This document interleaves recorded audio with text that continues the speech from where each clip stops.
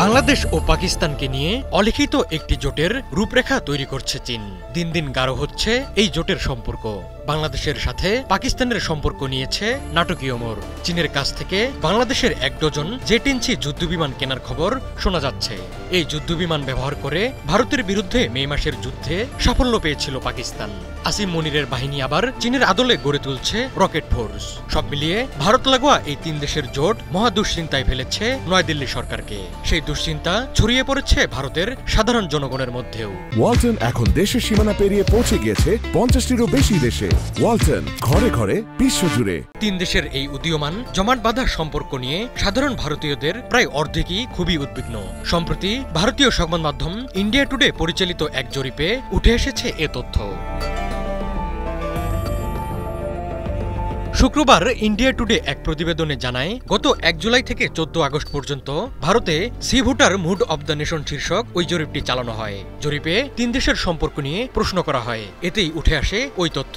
এই জরিপে ভারতের লোকসভার সব নির্বাচনী এলাকার মানুষকে প্রশ্ন করা হয়। জরিপে অংশ নেন 54,788 জন মানুষ। এর সঙ্গে সি ভোটারের সাধারণ ট্র্যাকার ডাটাও বিশ্লেষণ করা হয়। সব মিলিয়ে 2,06,826 জনের মতামত এই জরিপ প্রতিবেদনের বিবেচনায় নেওয়া হয়। এর মধ্যে 48% মানুষ জানান বাংলাদেশ, পাকিস্তান ও চীনের মধ্যে যে কোনো ধরনের ভূরাজনৈতিক জোট নিয়ে তারা খুবই উদ্বিগ্ন। 24% মানুষ জানিয়েছেন তারা উদ্বিগ্ন, আর 20% বলেছেন এ নিয়ে উদ্বিগ্ন হওয়ার কিছু নেই।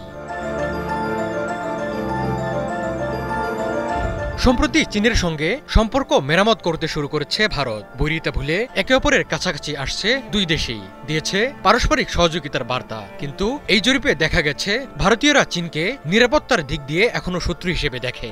জরিপে অংশ নেওয়া 57% সীমান্ত নিরাপত্তাকে প্রাধান্য দেওয়ার কথা বলেছেন, যা 2025 সালের ফেব্রুয়ারির জরিপের চেয়ে বেশি।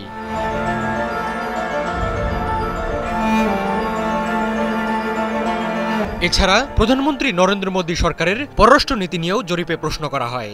আগস্টের এই জরিপে 57% বলেছেন মোদী সরকার বৈশ্বিক ক্ষেত্রে ভারতের অবস্থান শক্তিশালী করেছে। অপরদিকে 57% এর বিপক্ষে মত দিয়েছেন।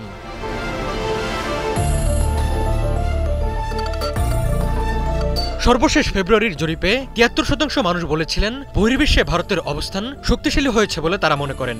অপরদিকে 25% এর বিরোধিতা করেছিলেন। এতে দেখা যাচ্ছে সরকারের পররাষ্ট্র নীতি নিয়ে মানুষের মধ্যে উল্লেখযোগ্য পরিবর্তন হয়েছে।